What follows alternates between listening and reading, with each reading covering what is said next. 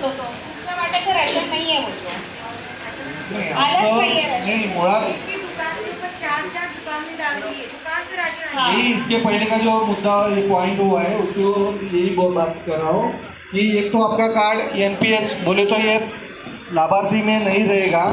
Sir, आपका card आप आधार card और वो जाके चेक करना खूप पड़ेगा। लोकांचे ना इन्कम खूप म्हणजे उत्पन्न जे आहेत ना बहुतेक लोकांचे कमी आहे, हाँ ठीक आहे ना, तरी सुद्धा त्यांना लाभार्थी कुटुंबाचा स्टॅम्प दिला गेलेला तुम्ही नाही. ऐका तेच म्हणतो मी, त्याच्यासाठी तुम्ही काय करा, यांचे हमीपत्र भरून घ्या. भरले सर आम्ही हां ऐका, हमीपत्र भरून घ्या, त्यांच्या रेशन कार्डची झेरॉक्स, त्यांचे आधार कार्ड ते भरून त्या संबंधित रेशनिंग ऑफिसरला नेऊन द्या.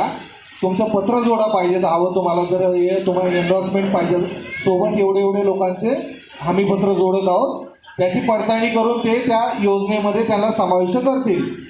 त्यांचे कॉन्टॅक्ट नंबर पर्सनली असतील त्या प्रत्येकाच्या फॉर्मवर, ते त्यांच्याशी इन्क्वायरी करून कन्सल्ट इन्स्पेक्टर इन्क्वायरी करून तो योजनेमध्ये समाविष्ट करून घेईल. तर तुमच्या पत्राच्या अनुषंगाने तुम्हालाही रिप्लाय मिळेल, किती लोकांचं काम झालं तेही माहिती पडेल तुम्हाला.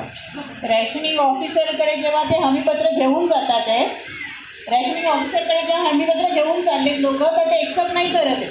त्यांच्या वतीतून काल पण लोक गेले होते, त्यांना असंच पाठवून दिलं, एक्सेप्ट नाही केले. तुमच्याकडे जमा नाही सर, करत. आम्ही ते काल हातच नाही लावत आहे. आम्हाला सांगितलं उत्पन्नाचं, काल आम्ही गेलेलो 4 वाजता, आम्हाला सांगता होत नाही सांगितलं हो उत्पन्नाचा दाखला आम्हाला घेऊन या सांगितलं, काल उभंच नाही केलं आम्हाला ऑफिसमध्ये. दुकानदार पण त्यांचा जो आहे ना तो एवढा दादागिरी करतो की जेव्हा ही लोक तिकडे रेशन मागायला गेले होते तर आजूबाजूच्या लोकांना गोळा करून यांना अन्नाचा कण नाही मिळाला. म्हणजे आपण ती फॅमिली बघतो, दोघं जण तिकडे बसलेले, अक्षरशः आम्ही गेलो तेव्हा रडत होते ते, कारण की अन्नाचं कणच नाही. यशोधरा ही जी गोष्ट आहे ती सांताक्रूज कलिनाची आहे आणि कलिनामध्ये काम केलं आहे.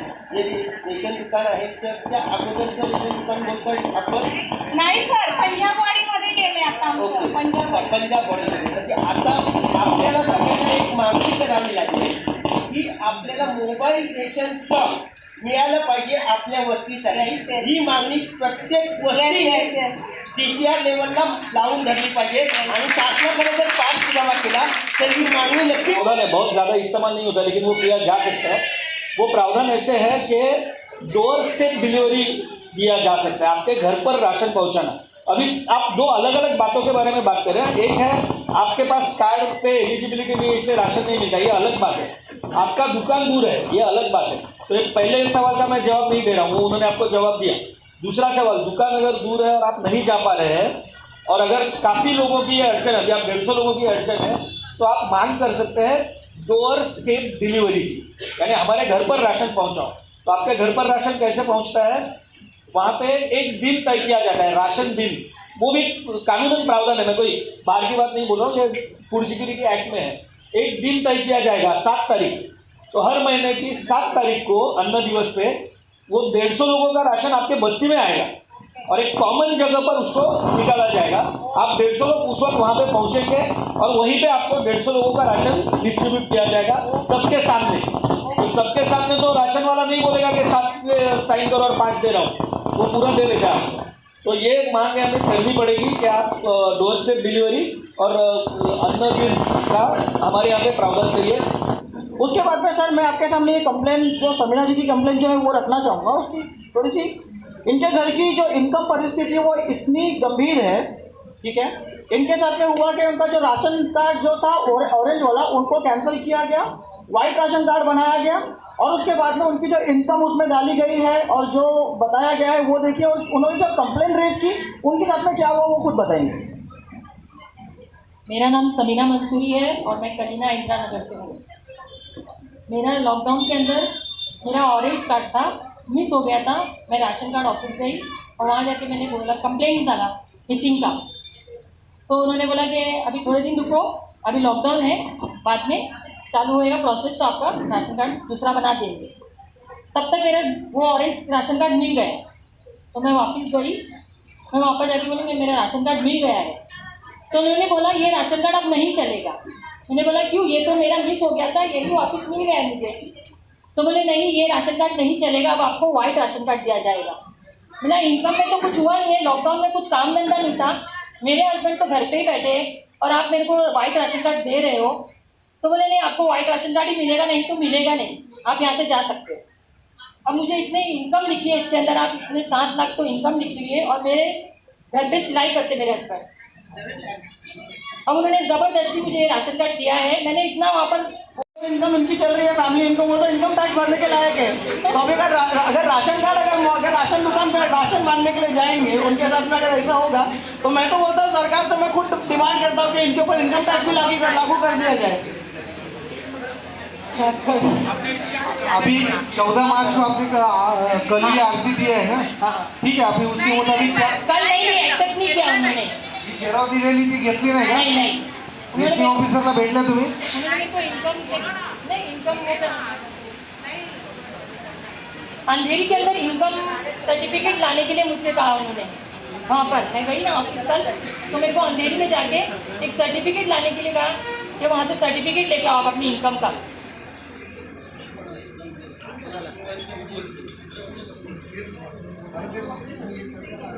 और अपनी मर्जी से ये जो इनकम लिखी है ना, इन्होंने अपनी मर्जी से लिखी है।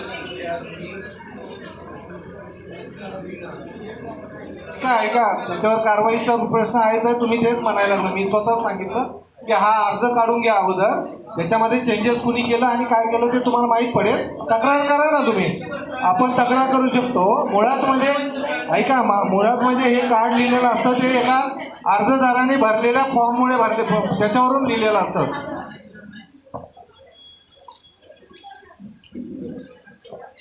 हॅलो, माझं नाव गणेश जयप्रकाश नागदिवे, घाटकोपरवरनं. माझ्या राशन दुकानामध्ये आहे ना, मला एकदम खराब राशन भेटतं, गहू आणि तांदूळ.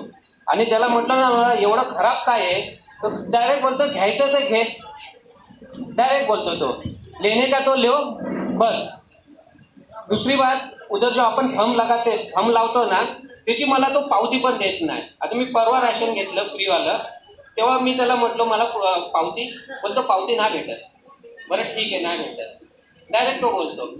आणि दुसरी गोष्ट, त्याच्यावरती त्या राशन दुकानावरती अशी काय माहिती नाही का, काय तुम्हाला प्रॉब्लेम असेल की कंप्लेंट करा, किंवा हा नंबर आहे इथं कंप्लेंट आहे, काय आहे त्याच्या दुकानात अशी काय माहितीचं पुस्तक नाही किंवा काय माहिती नाही आहे लोकांनी, म्हणजे ते माहिती करून तिथं कंप्लेंट करावी.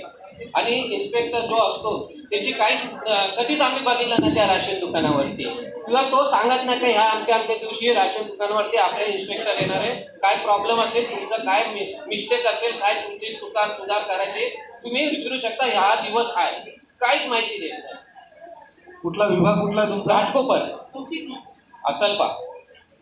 पावती निकालने के लिए मशीन से कोई भी आपको प्रिंटर का या तो कोई भी मशीन का प्रॉब्लम है तो उसे आप पूछिए कि तूने ऑनलाइन कंप्लेंट की है क्या, ये मशीन के बारे में इसका प्रॉब्लम है बोल के आपने ऑनलाइन कंप्लेंट की है क्या, ये आप उसको सवाल कर सकते हैं.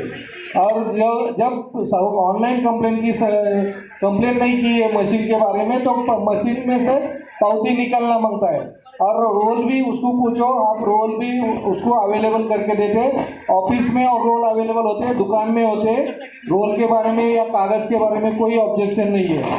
मशीन के बारे में जो भी हमारे यहाँ ऑलरेडी हर एक जो कंपनी है,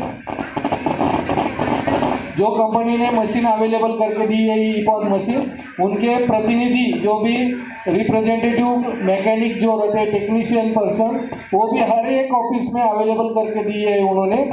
ज़्यादा से ज़्यादा एक ऑफिस नहीं तो 2 ऑफिस में तो रहते ही है. लेकिन वो कोई भी मशीन का जो भी प्रॉब्लम होता है, ऑनलाइन कंप्लेंट जाती है, वो तुरंत रिपेयर करके मिलता है. तो इसके बारे में कोई भी आपको पावती के बारे में कंप्लेंट रहेंगी तो ये आपको एक तो ऑनलाइन कंप्लेंट करो या तो वो ऑफिस में कंप्लेंट करो. उसके दुकानदार के भी कंप्लेंट बुक में भी आप कंप्लेंट लिख सकते हैं. अभी ऑनलाइन भी आप महाफूड का जो साइट है, महाफूड के साइट पे आप जाके डायरेक्टली आप ऑनलाइन कंप्लेंट कर सकते हैं. उसमें कोई आपको तकलीफ बाहर जाने की या कोई ऑफिस में जाने की तकलीफ भी नहीं है. तर वकील साहेबांनी सांगितलं की तक्रारी भरपूर केलेल्या आहेत, ऑनलाईन तक्रारी होतात. त्याच्यानंतर 21 दिवसाच्या आत शासनाकडनं यंत्रणेकडनं फोन जातो, दुकानदाराला सांगितलं जातं. मला फक्त एवढंच प्रश्न आहे की इन्स्पेक्टर तिथे येऊन सांगतात लिहून दे, माझी काही तक्रार नाही मला मिळालं. This is wrong policy. You cannot demand that तुम्ही लिहून द्या, माझी काही तक्रार नाही, आणि असं घेतलं जातं, हे कितपत बरोबर आहे याचा खुलासा करावा. कारण त्या अन्नसुरक्षा कायद्याप्रमाणे त्या दुकानदाराला फाईन झालं पाहिजे. आणि आमच्या तक्रारीमध्ये निदान मी जेव्हा मार्गदर्शन करतो तर माझ्या प्रत्येक तक्रारीमध्ये म्हटलेलं असतं की केलेल्या कारवाईची साक्षांकित परत देण्यात यावी, म्हणजे मला कळेल. पण काय होतं, अशा ह्याच्यामध्ये कुठंतरी पाणी मुरतंय, त्याच्यावरती खुलासा करावा. आपल्यामधून कोणी पावती मिळत नहीं. एक तो कितने लोगों को पावती मिलती है, वो हाथ सिर्फ ऊपर करे. राशन नहीं मिलता है तो पावती कहाँ से मिलेगी?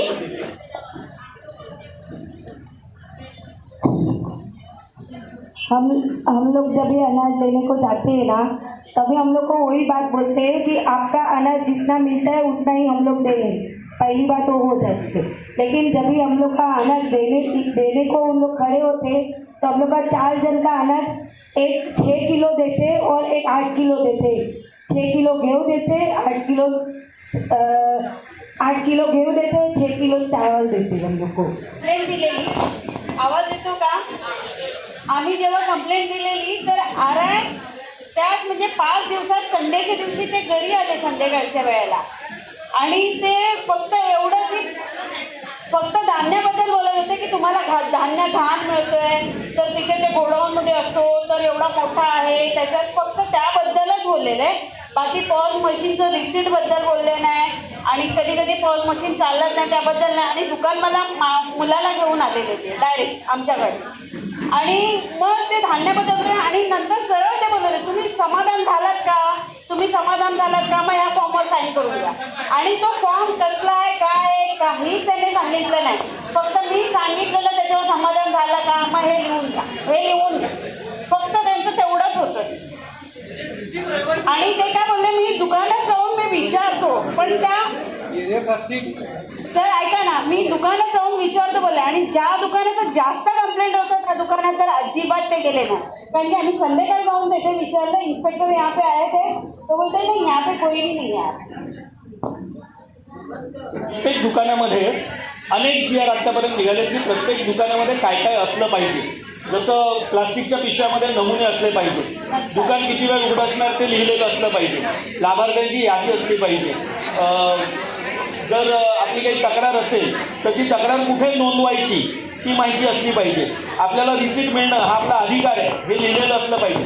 तर हे जे काही आपले ज्याला एंटाइटलमेंट म्हणतात, जो आपको मिलना ही चाहिए, और ये शासन ने सब कानूनन मंजूर किया हुआ है ये, लेकिन दुकान में कहीं लिखा नहीं है. लिखा होना भी कानून का भाग है, फिर भी लिखा हुआ नहीं है. तो मैं सूचना ऐसे करूँगा कि ये आप ऐसे बैनर बनाना मुश्किल नहीं है. अभी ये संस्था बना सकते तो आप भी बना सकते हैं. ये बैनर बना के हर दुकान पे लगा दीजिए. बैनर बनाने में मैं एमपीजी को रिक्वेस्ट करूंगा कि आप उन्हें मैटर दीजिए कि क्या क्या आपको दुकान में होना ज़रूरी लगता है डिस्प्ले. वो बैनर बना के दुकान में लगा देंगे तो हर जाने वाले को वो दिखेगा कि क्या मिलना चाहिए, मुझे कंप्लेंट कहाँ करनी है वो लिखा हुआ होना चाहिए. ये यहाँ एक जगह पर बोलने से तो नहीं होगा ना. आप उसका मैटर बनाने में आप मदद कीजिए, ऐसा नहीं करें. हो सकता है. अस्सलाम वालेकुम, मेरा नाम कैसा है, मैं बहराम से आई हूँ. मेरे को राशन कार्ड पे 7 जन का नाम है, तो मुझे 3 जन का ही राशन मिलता है. बाकी मेरे बच्चों का तो मिलता ही नहीं. जब भी बोलती हूँ तो बोलते हैं फिंगर उसको बड़ा करो, फिर क्या जीरोक्स सबका लेके आओ. सब डॉक्यूमेंट जमा करने के बावजूद भी मेरे को ऐसे ही बोलते हैं. हर महीना जब भी पूछती हूँ तो बोलते बच्चों का नाम नहीं है मशीन पे. मैं बच्चों को भी लेके गई, फिंगर भी लगवाई, सब करी, फिर भी मेरे को राशन 3 जन का ही देते. 6 किलो चावल है, 9 किलो गेहूँ है. बांद्रा से है. आपको जो राशन कम मिलता है इसके बारे में मैं ये कहना चाहता हूँ. पहले आप सबको ये भी बताना चाहता हूँ, आज का जो अपना ग्राहक इन्होंने जो एमपीजे ग्रुप है, इन्होंने जो अपने लिए काम किया है, women for peace and justice for welfare, Kadam ji साहिबान सर ने जो ये प्रोग्राम रखा है बहुत अच्छी तरह से, और आप लोगों के जो बाकी हम लोग सब मोबाइल में, न्यूज़ में, पेपर में सब पढ़ते हैं या जीआर, अभी सर जैसे लोग हैं जो मालूमात रहती है या जीआर पढ़ते हैं, वो बात अलग है। लेकिन जो एक्चुअली कस्टमर रहते हैं, आप लोग किसी उठ के दुकान में जाते हैं, दुकान से आते, आपको जो मालूमात होनी चाहिए उसके बारे में आपको ये कार्यक्रम रखा है। बहुत अच्छी ये प्रोग्राम का ये नियोजन किया है। आपको यही कहना चाहता हूँ, सबसे पहले आजकल बैठो वहीं आप, मैं बता रहा हूँ, ऑलरेडी अपना सब कार्ड का कंप्यूटराइजेशन हुआ है। आज की तारीख में ऑनलाइन के सिवाय अनाज देना बंद है, सब अनाज ऑनलाइन दे रहे। ऑनलाइन अनाज देने के लिए हर एक कार्ड का कंप्यूटराइजेशन होना चाहिए। जो कार्ड का कंप्यूटराइजेशन होएगा, कंप्यूटर में एंट्री होएगा, उसको ही अनाज मिलेगा। वो एंट्री करने के लिए तुम्हारे फैमिली मेंबर में 5 लोग हैं, 5 लोगों के आधार कार्ड उसमें सबमिट करने पड़ते हैं। आपको बच्चे के बारे में बोला होगा, लेकिन जब एंट्री करते हैं, ऑनलाइन डाटा एंट्री करते हैं, तभी वो आधार कार्ड देते नहीं होंगे। यूआईडी की वजह से वो आधार नंबर उसमें रजिस्टर होना चाहिए। अगर मशीन में आप मांगता है तो आपका आधार कार्ड लेके जाके चेक करो, या 12 डिजिट नंबर डाल के चेक करो कि आपके ऑनलाइन कार्ड में ऑनलाइन में एंट्री कितने लोगों की है, 7 में से कितने लोगों की ऑनलाइन एंट्री है। खाली 3 जन का ही। हाँ, 3 जन का है तो 3 जन का ही अनाज मिलेगा। सबको वही इंफॉर्मेशन देना चाहता हूँ कि दुकान अपना हफ्ते में 1 दिन ही बंद होना चाहिए। दुकान हर रोज सुबह 8 से 12, 4 से शाम को 4 से 8 बजे तक शुरू रहना चाहिए। 9 बजे के बाद सुनो मेरा सुनो, इंफॉर्मेशन जो है वो बता रहा हूँ। इसके अलावा मैं जो बता रहा हूँ उसके अलावा आपका कुछ भी है तो आप आपके राशनिंग ऑफिस में, पहले तो आपके राशन दुकान में कंप्लेंट बुक रहती है, उनको वो नहीं देता है आपको कंप्लेंट बुक, तो आपके राशनिंग ऑफिस में जाके कंप्लेंट लिखवा सकते हैं। राशनिंग ऑफिस में लिख के नहीं लेते तो डिप्टी कंट्रोलर ऑफिस में भी रहता है, कंप्लेंट ली जाती है। नहीं तो आपको मैं नंबर देता हूँ हेड ऑफिस का, जो हेड ऑफिस के नंबर पे भी आप फ़ोन करके आप कंप्लेंट दर्ज कर सकते हैं। इसके अलावा आप हेड ऑफिस में नहीं कंप्लेंट करेंगे तो घर पे बैठ के मोबाइल से महाफूड का हमारा जो वेबसाइट है वो साइट पे भी आप कंप्लेंट कर सकते हैं। ओके सर, आपको प्रॉब्लम आ रही तो उसका कंप्लेंट तो करना ही है। नाही सर, तुम्ही जे बोलता ते एकदम बरोबर आहे. कंप्लेंट ही सर्वात महत्त्वाची आहे, पण जिथे लोक शिकलेलीच नाहीये. हा, मुळात तेच म्हणतो मी, मुळात म्हणून ऐकून घ्या आधी तुम्ही पूर्ण मी काय बोलतेय ते. एकदम लोक ज्या वस्तीमध्ये आपण राहतोय आणि काम करतोय त्या वस्तीतील लोक एकदा शिकलेली नाहीये. दुसरं आपण बोलतोय की आर्थिक परिस्थिती तुमची खूप खालावलेली असेल तर तुम्हाला रॅशन मिळेल, तर त्या घरामध्ये 20 किंवा 15,000 रुपयाचा मोबाईल तर नसेल तर ऑनलाईन कंप्लेंट करेल. बरोबर, हा एक प्रश्न आहे. आणि दुसरं सारखं रेशनिंग ऑफिसर जे बोलतात आपल्याला की आज नाही उद्या, उद्या नाही परवा, आणि परवाचा होतो 1 महिना, 2 महिने आणि 1 वर्ष, है ना सर. एवढ्या दिवस उपास नाही राहू शकत ना लोक. ही लोक त्या रॅशनिंगवरतीच निर्भर आहेत. जेव्हा मला रॅशनिंग मिळेल त्या रॅशनिंगमध्ये भले पंतप्रधान बोलू द्या की 2 किलो गहू आणि 2 किलो तांदूळ हा संपूर्ण आहार आहे असं बोललं जातं. मला माहिती नाही तो कसा संपूर्ण आहार आहे, पण त्या बाईसाठी तो खरंच संपूर्ण आहार आहे. कारण की त्या भातामध्ये थोडीशी डाळ मिक्स केली तर एक खिचडी बनते, आणि ती खिचडी आम्ही आमच्या लेकरा बाळांना खायला देतो. बरोबर, तुम्ही रोज असं जर बोलत राहाल. तुम्ही बघताय की सांताक्रूजमधून जी लोकं आलेली आहे ते 3 वर्षापासून त्या दुकानदाराकडे जातात, त्या ऑफिसकडे जातात आहे, तरी काही मिळालेले नाहीये. रडून किती दिवस राहणार. अशी ती लोकं त्यांना कोणीतरी मदत करतं तेव्हा ते खातात, कुठलीतरी संस्था मदत करते. म्हणजे कोरोनाच्या काळामध्ये सगळ्यात चांगलं काम केलं ते संस्थांनी केलं आणि त्यांना अन्न मिळालं. तर ते अन्न नसतं तर ही लोकं खरंच मेली असती उपाशी. त्यामुळे तुम्ही जे उत्तर देताय ते उत्तर आम्हाला जे ऑफिसमध्ये मिळतंय ना तेच उत्तर इथे मिळतंय. आमची अपेक्षा आहे की हे उत्तर आम्हाला नको. मी तुम्ही ऑफिसर आहात मी हे मान्यच करते, पण काय आहे ना की आम्हाला तेच आहे ना, ऐसे होत आहे ना सर, जैसे तोडे वैसे होत आहे ना, गलत तोड रही हूं क्या. तर आम्हाला आम्ही ही जनसुनवाई यासाठीच लावलेली आहे की कोरोनाचा काळ होता, कोरोनाचा काळ संपलेला आहे, मशिनरी आहे, टेक्निकल आपलं डिजिटल इंडिया झालेला आहे, भूक डिजिटल नाही झालेली आहे. हे सरकारने समजावं की भूक डिजिटल नाही झालेली आहे, आम्हाला डिजिटल कळतंय आणि आम्ही करू ना, आम्ही शिकू, पण पहिलं आमच्या पोटात अन्न पडू दे, बघा आम्ही शिकू. ठीक है. कई महीना 4 महीने मिलता था. 18 किलो गेहूँ, 12 किलो चावल 6 आदमी का. कोई शिकायत जूना पुराना कैसा भी गेहूँ दे रहा था, 2-2, 3-3 घंटा साफ करके ऑफिस आते नहीं मिलता. हमको 2 साल से लॉकडाउन है, कोई कुछ नहीं दे। राशन कार्ड पर फ्री वाला मिला और राशन का मिला, पैसे वाला मिला, सब मिला हमको, मगर अभी नहीं मिला ही महीने में। इसीलिए मैं आई हूँ शिकायत लेके, किसी में क्या प्रॉब्लम है हमको बता दो। नहीं वो भी बोले गए महीने वाला राशन कार्ड गाँव में है तो बंद करा दो।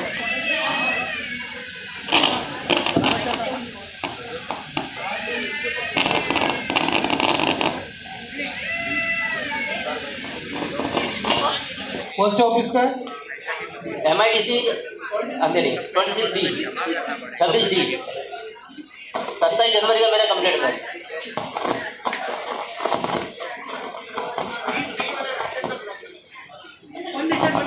जो दिया 21 किलो हमारा पूरा दुकान लेके चोरी कर लिया। कार्ड कहाँ का है? गाँव का है क्या? इधर कार्ड गाँव का, जिला पुणे। तो इधर आपको राशन चाहिए? हाँ, यहाँ राशन दिया। तो आपको मिला क्या नहीं मिला? नहीं मिला, 9 किलो किया, 21 किलो में पूरा चोरी कर लिया। ऑनलाइन दिखता है? ऑनलाइन दिखता है, कोई भी माल नहीं मिला क्या? नहीं मिला। और स्लिप मांगने पे भी नहीं देता, बोले स्लिप हमारे पास रहता नहीं है, हम लोग ऐसा हमको कंप्लेंट करेंगे। बोले बिंदास करो, हमारा कुछ नहीं होना। ये बिंदास बोलता हूँ।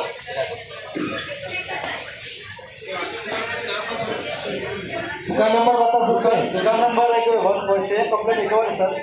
शॉप नंबर 146 146 147, ये दोनों शॉप की सेम तकरीबन कंप्लेंट है। 26D के अंदर इसके आसपास जितनी भी दुकानें हैं सर, यह तकरीबन स्लिप तो ना के बराबर है, कोई देखा नहीं है। और जैसा इन्होंने कहा कि मतलब राशन कम है, इस कम की कंप्लेंट के बावजूद और भी कंप्लेंट में डायरेक्ट जैसा ऐसा और भी कंप्लेंट्स है, इसके बावजूद अभी तक वर्क नहीं किया है क्या? RI को ऐसा लगता है कि मुझे लगता है कि वहाँ पे काम करना नहीं है। ऑनलाइन कंप्लेंट जाने के बाद 4 दिन में रिजल्ट आना चाहिए था, उसके बावजूद आज तक आई नहीं। 27 तारीख की मेरे पास और भी पुराने कंप्लेंट्स पड़ी हुई है, लेकिन RI को काम नहीं करना है। ऐसे मेरे पास और बहुत सारे केस है आधार लिंक को लेकर। जैसे मैन का गैस था आधार लिंक को लेके, तो मेरे पास यहाँ पे केस है। हमने सितंबर में एप्लीकेशन किया था उसको लेके, आधार लिंक को लेकर, तो फाइल में नहीं आएगा वो। क्या नाम है कंप्लीट ऑनलाइन कंप्लेंट का? और ये अभी वाला, हाँ, ये 146 का बोल रहे हैं ना? 140, ये जो 146 का कंप्लेंट है, सही बानो वाला, सही बानो ना? हाँ, एक शहीद बानो वाला आपके पास है, और एक जो फातिमा बेट का वो नहीं डाला उसमें, और एक सेम कंप्लेंट है फातिमा बानो का भी। मेरा नाम हुसैन अंसारी है, मैं ज्योति से आई हूँ। जो साइबा बानो की कंप्लेंट है, वो नहीं करती है। एक भी कंप्लेंट मैं नहीं डाला था, उनकी मतलब कंप्लेंट उनकी थी, लिखा मैंने था।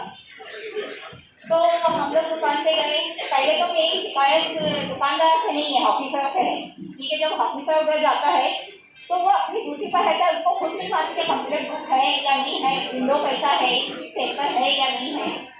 तो हमें कैसे मालूम होगा? जब वो ड्यूटी पे है, उसको मालूम है, तो उसको वो रूल्स फॉलो करना चाहिए। वो दुकानदार को भी नहीं बोलता है। अगर दुकानदार हमको बताता है कभी सेंटर नहीं होता है, कभी कंप्लेंट बुक नहीं होता है। मैंने उससे कंप्लेंट बुक मांगा तो उसने बोला मैं कंप्लेंट बुक नहीं देता। तो मैंने बोला कि वो कंप्लेंट बुक मुझे दीजिए, मुझे कंप्लेंट लिखना है। तो उसने मुझे क्या कहा, कानून मत सिखाओ मुझे। तो मैंने उससे कहा कि मैं ऑनलाइन कंप्लेंट डालूंगी, तो उसने मुझे परमिशन दिया कि हाँ डालो। तो फिर मैंने उसी दिन 20 फरवरी को कंप्लेंट डाला। इसमें क्या लिखा होता है, सभी को तो पढ़ना नहीं आता है। वो बोलता है इसका साइन करो, आपको अनाज मिल जाएगा। तो हम साइन क्यों करें? जब एक अनपढ़ इंसान की साइन करता है तो सोचता है कि इसमें क्या लिखा हुआ है। मेरी ये गुजारिश है कि वो क्या लिखा हुआ है ऑफिसर पहले पढ़ के बताएगा, एक कॉपी उसको दे जिससे साइन करना चाहता है, और फिर वो दूसरे दिन कॉपी ले। तो ये किसी पेपर पे साइन ना कराए। नहीं, उनको 2 महीने से नहीं मिला है। आपको साइन करने की जरूरत ही नहीं है, आपका स्टेटमेंट चाहिए होता है उनको। ऑनलाइन कंप्लेन करते हैं तो अपन कंप्लेनर का स्टेटमेंट लेते वो आपको अपनी तरफ से लिख के दे सकते हैं, उसके ऊपर साइन नहीं करते। लेकिन हमने तो साइन नहीं किया, लेकिन वो बहुत जोर मारता है कि साइन करो। लेकिन मेरा हिसाब से तो किसी की साइन लेना नहीं चाहिए, और अगर वो साइन देता भी है या किसी पेपर पे, तो वो खुद पढ़ के सुनाएंगे उसमें क्या लिखा हुआ है। तो ये सर गलत है ना किसी की साइन देना। ठीक है, वो कंसल्ट आरओ से मैं आपकी कंप्लेन है तो मैं उनको फॉरवर्ड करता हूँ, आगे आपको। और मैं जो एकदम बंद है 3 साल से कुछ भी नहीं मिलता मेरे को, एक दाना नहीं मिला। लॉकडाउन में भी सबको मिला, लेकिन हम लोग को कुछ भी नहीं मिला। दुकान वाले क्या तो जा रही हूँ, ऑफिस में जा रही हूँ तो बोला कि पैसा दो तो चालू करा दूँगी, लेकिन अब मैं पैसा नहीं दूँ, मैं गई नहीं।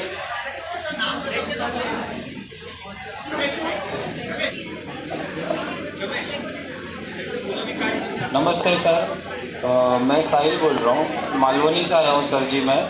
और हमने न्यू राशन कार्ड की कंप्लेंट की थी, हामी पत्र भी दिया है और 45 डेज़ का इसका प्रोसेस होता है, लेकिन अभी तकरीबन 5 महीने हो गए सर, कोई रिप्लाई नहीं आया है गवर्नमेंट की तरफ से। तो मेरी आपसे ये रिक्वेस्ट है कि हमारी आप हेल्प कीजिए सर, कि हमें भी राशन कार्ड का लाभ मिल सके, और हमारी आपसे बस ये रिक्वेस्ट है सर। Thank you sir. हाँ, मेरा नाम जायदा बेगम है और हम लोग को भी मैंने 20 सितंबर 2021 में न्यू राशन कार्ड के लिए अप्लाई किया था। उन लोग ने बोला था कि 20 डेज बाद आपको जो भी प्रोसेस होगा उसके बाद राशन कार्ड प्रोसेस हो जाएगा, बट अभी 6 महीने हो चुके उसके ऊपर, बट अभी तक राशन कार्ड नहीं मिल रहा है। मैं ऑफिस में भी जाके आई हूँ, बट इन लोगों का कंडीशन ये है कि अगर तुम्हारा जो भी नीचे का रूम है वो कमर्शियल है तो मुझे लाइट बिल कमर्शियल नहीं चलेगा, मुझे रेजिडेंशियल करा दो। ये उसके लिए वो कमर्शियल और वो बंद है, लॉकडाउन की वजह से 2-3 साल से वो बंद है, तो उसमें लोग कुछ नहीं कर सकते। 40 ऊपर नीचे का घर है। हाँ सर,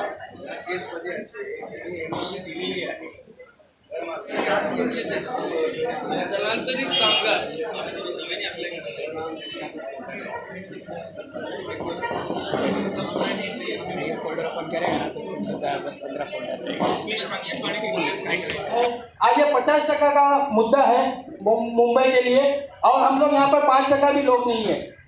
तो ये अवेयरनेस करना है, हमारा हाथ से हाथ, कंधे से कंधे और बढ़ाने चाहिए, तब जाके जो बैठे हैं गद्दी पर वो जागेंगे। हमारी मीडिया करके हम जो जिम्मेदारी मेरे पास है मैं उसको पूरी तरह से निभाने के लिए और आपके साथ रहने की कोशिश करूँगा। जय हिंद।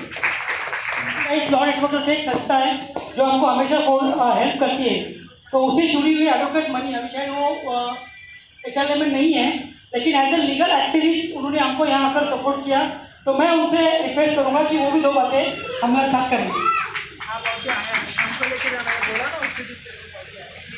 एक्चुअली ये जो भी पूरा प्रोसेस था, इससे बहुत एक क्लियर हुआ है कि सारी लड़ाइयाँ जाके कोर्ट में ही लड़ने की ज़रूरत नहीं है, क्योंकि एक तो ये चीज़ कि सारी लड़ाइयाँ कोर्ट में नहीं लड़ी जाती, काफ़ी सारी चीज़ें, काफ़ी सारे समाधान ऐसे बातचीत करके या फिर अपने प्रॉब्लम्स बहुत क्लियरली एडमिनिस्ट्रेशन के सामने रखने पर भी रिजॉल्व हो सकते हैं। दूसरा मुझे लगता है कि ये आज का जो प्रोसेस है इसमें आई थिंक सर ने बहुत ज़्यादा कोऑपरेटिव, और मैं देख रही थी कि किस तरह से वो राशन कार्ड यहीं के यहीं देख के और देख रहे थे कि उसमें क्या किया जा सकता है। लेकिन जो जानकारी यहाँ पे मिली है सबको, ये आई थिंक बहुत ज़रूरी है कि आप जहाँ पे आपके लोगों के बीच में भी ये जानकारी से ज़्यादा लोगों तक पहुँचे, बिकॉज आई थिंक बहुत सारा प्रॉब्लम्स सिर्फ जानकारी होने से भी रिजॉल्व हो सकते हैं। जैसे कि अगर मेन हमें सबसे ज़रूरी अगर जैसे कि कंप्लेंट का एग्जाम्पल है, अगर हमें मालूम है कि वहीं के वहीं चीज़ें रिजॉल्व हो सकती हैं प्रॉपर इंफॉर्मेशन के साथ, तो हमें मुद्दों को बहुत आगे तक लेके जाने की ज़रूरत नहीं पड़ेगी। तो I think this was I think ये बहुत अच्छा एक एक्सरसाइज था मेरे लिए भी समझने के लिए। बाकी हाँ, कोर्ट का फंक्शन एक लास्ट रिजॉर्ट की तरह बिल्कुल यूज़ किया जा सकता है, यही मेरा बस कहना है। Thank you. तो मैं हमारे युवा साथी शब्बीर मिर्जा से विनती कर रहा कि वो अपनी बातें रखें और उनके लिए सबसे तालियां भी चाहूँगा आप लोगों को।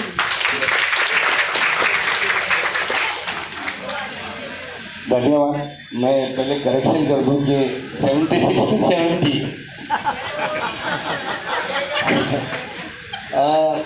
रमेश ने जो कहा है, हम इस तड़प के साथ काम करते हैं। ये देश हमारा है और ये देशवासी जो हैं पूरे, जो भी वंचित है, इनका सहकार्य करना और इनके अंदर जागरूकता लाना ये हमारा पहला फर्ज है, जवाबदारी है। इसीलिए हम काम करते हैं, कि हम उत्तरदायी है किसी को उत्तरदायी है यहाँ के बाद। यहाँ प्रशासन की तरफ से अंगारी साहब आए, उन्होंने बहुत सारी मालूमात दी है। हम जो अभी मालूमी की केसेस है, मैं उस पर थोड़ी सी रोशनी डालना चाहता हूँ। मालूम की जो केसेस है, मुद्दा ये है कि बम्बई शहर के अंदर 15-20 साल से फैमिली के साथ वो लोग रह रहे हैं। उनके बाद अपना खुद का जाती मकान नाही, स्वतःचा घर नसल्यामुळं बरेचशा आरोंचा आक्षेप आहे की तुम्ही NOC घेऊन या। जसं मागे आपण त्या केसमध्ये बोलत होता, NOC तो देत नाही। महाराष्ट्र शासनाचा किंवा याचा कुठलाही असा GR नाही की NOC घेतली पाहिजे। RIची जबाबदारी हे आहे कि त्यांनी जाऊन प्रत्यक्ष तिथं पाहिल्यानंतर तिथं तो स्वयंपाक करतो, खाना पकाता है, कुक करता है, उसको राशन कार्ड देना चाहिए। हमारी रिक्वेस्ट आपसे ये है, संके साहब की केस मुझे मालूम है, मैं आपसे रिक्वेस्ट करता हूँ कि झेले साहब को बोलो मेरी जो 7-8 एप्लीकेशन वो पेंडिंग है उसका रिप्लाई दे दे कि हमको देने नहीं आता, ये वजह है। हमारे साथ कोर्ट कचहरी की ये होती है, ये पॉलिसी मैटर है, हम इसको कोर्ट में लड़ेंगे, शासन को लिखेंगे, शासन नहीं मानता है हम कोर्ट में इसको लड़ेंगे। शासन का GR एक क्लियर कट बोलता है क्यों स्थलांतरित कामगारांना धान्य मिळालंच पाहिजे, ते वंचित आहेत। और ये अगरचे अब ये पिंक कार्ड है, टेम्पररी कार्ड है, हमारे महाराष्ट्र शासन ने इसकी UPA गवर्नमेंट, अभी ये भी गवर्नमेंट उस कार्ड स्कीम को चला रही है। They are denied medical health. जो 20-25 साल से बॉम्बे में रह रहे हैं, they are tax payer of this city country, मगर उनको कोई बेनिफिट नहीं मिल रहा है। तो हमको लेके जवाब दे देना। आपकी अड़चन को हम समझते हैं, प्रशासन के हम ये नहीं है, पर प्रशासन का काम है कि आपके पास एक एप्लीकेशन आया लोक सेवा हक का अंतर्गत 7 दिन में हमको जवाब दे दे। आज नवंबर में लोगों ने अप्लाई किया है, yet they are not getting it. Reply दे दो ना, हम उसको लेकर प्रशासन से बात करेंगे। प्रशासन नहीं बात करता है, हम कोर्ट में जाएंगे, विल टेक ऑर्डर्स। ये थी, आप सब लोग यहाँ आए, हमारी कोशिश है कि आप लोग के साथ हम खड़े रहें। मैं इतनी ही बोलकर अपनी बात को ख़त्म करता हूँ।